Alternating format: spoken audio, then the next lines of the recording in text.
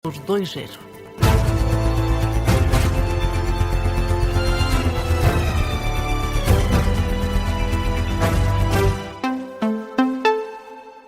Jornal da Meia-Noite com a Laura Figueiredo. E Laura, o Irão afasta conclusões quanto ao acordo com os Estados Unidos, depois de Donald Trump ter afirmado que o acordo pode ser assinado ainda este fim de semana na Europa.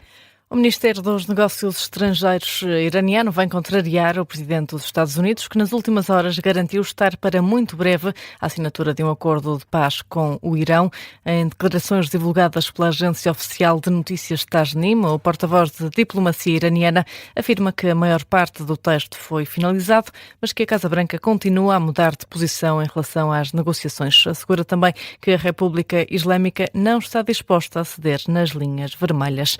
Horas antes, Donald Trump mostrou-se confiante, diz estar para muito breve a assinatura do acordo de paz. O estreito vai abrir oficialmente assim que assinarmos, o que pode acontecer em breve, muito em breve, talvez no fim de semana, na Europa.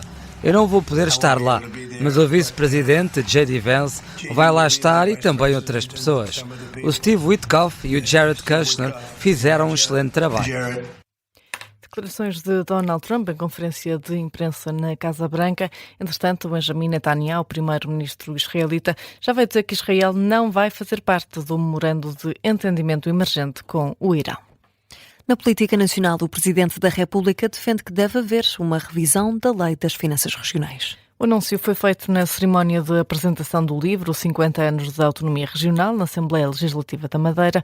António José Seguro alertou para os desafios da região autónoma e acrescentou por isso que há um forte desejo de alteração da Lei das Finanças Regionais, que foi classificada pelo Presidente do Governo Regional da Madeira como ridícula e anacrónica. Sei que há um forte desejo de alteração da Lei das Finanças Regionais, que foi classificada pelo Presidente do Governo Regional da Madeira como iníqua e anacrónica. Concordo que é necessária uma revisão e para a qual apelo a um esforço comum, a uma atitude construtiva face aos novos desafios e também ao facto de termos de antecipar um futuro com, eventualmente, menos fundos comunitários. O Presidente da República acrescentou ainda que a Madeira não deve ser gerida a partir de Lisboa. E o Ministro da Presidência admite que o Governo tenha de fazer cedências para conseguir aprovar a prestação social única. Depois de questionado sobre as negociações com o Chega, que aconteceram esta tarde, António Leitão Amaro lembra que sem maioria no Parlamento é preciso procurar entendimentos e diz que um dos interlocutores, o PS, não tem mostrado disponibilidade para conversar. Este Governo tem demonstrado sempre, permanentemente, a propósito de todos os diplomas, uma vontade efetiva de negociar com todos. Recorrentemente, o que nós vemos acontecer é os partidos partidos se auto-excluírem de negociações, seja porque nem sequer estão disponíveis ou, a maioria das vezes, dizer eu não me revejo de todo nesta reforma, nesta mudança.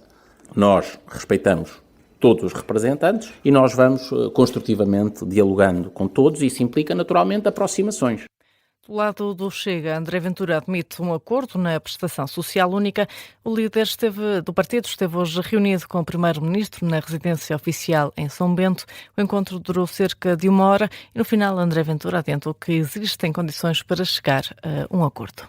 O que ficou parcialmente acordado é que no sentido de trabalhar para se poder chegar ainda a esse entendimento de restrição, aceitando o PSD todos os outros pontos em relação ao que o Chega tinha proposto, que seja feita a baixa sem votação deste projeto, da prestação social única, em relação à votação de sexta-feira, para que no prazo de 1 semana, que é o que ficou definido, se possa chegar à fórmula que pretende estabelecer este princípio, repito, do qual não abdicamos.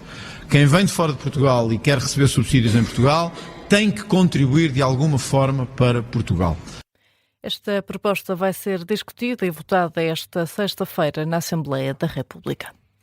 E o ex-secretário-geral adjunto do Ministério da Administração Interna, que se demitiu na sequência da nomeação de Viegas Nunes para a presidência do Ciresp, diz que foi apanhado de surpresa por Luís Neves. António Pombeiro denuncia que o Brigadeiro-General regressa à liderança do Ciresp com condições remuneratórias sem precedentes e diz não entender a decisão do Ministro da Administração Interna. No final, surpreenderam-me apenas duas coisas.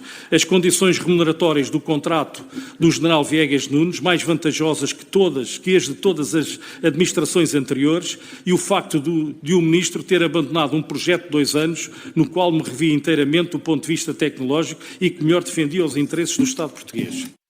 António Pombeiro considera ainda que Viegas Nunes não vai fazer um bom trabalho à frente do sistema de comunicações de emergência e garante que as divergências entre os dois são meramente técnicas e não pessoais. Ele tem uma visão em levar a infraestrutura para a área militar e acho que não vai prestar um bom serviço ao Ministério da Administração Interna e a minha visão é precisamente a oposta. Portanto, no fundo, é isto que nos separa, não tenho nada pessoal contra o Sr. General. Declarações de António Pombeiro, ex-secretário-geral do Ministério da Administração Interna, que se demitiu depois da renomeação do Brigadeiro-General Viegas Nunes para presidir ao Ciresp. E Laura, está feito o primeiro jogo do Mundial, jogo entre México e África do Sul. A seleção mexicana venceu por 2-0 num jogo marcado por 13 expulsões. Foi o primeiro de 104 jogos da competição. Portugal entra em campo a 17 de junho frente à República Democrática do Congo. A seleção portuguesa viaja esta sexta-feira para os Estados Unidos. Ainda no desporto, o presidente do Benfica elogia Marco Silva, mas vinca que José Mourinho era a prioridade para a próxima temporada. Rui Costa explicou esta tarde a gestão do clube durante o último ano numa longa conferência de imprensa. O presidente dos Encarnados diz que José Mourinho era a prioridade para a próxima época, mas garante que não ficou nas mãos do Real Madrid. Não ficámos na mão nem de Mourinho nem do Real Madrid e, portanto, todos os cenários foram equacionados e, obviamente, depois de todo este tempo e todo este turbilhão à volta das eleições do Real Madrid e da continuidade ou não de José Mourinho, nós tivemos de nos fazer ao caminho e programar a próxima temporada e, de consequência, José Mourinho não seria o treinador do Benfica na próxima temporada. Havia um acordo de cavalheiros dentro das partes, à qual o Benfica não seria prejudicado com isso, mas que já estaria a pensar num futuro treinador para o Benfica.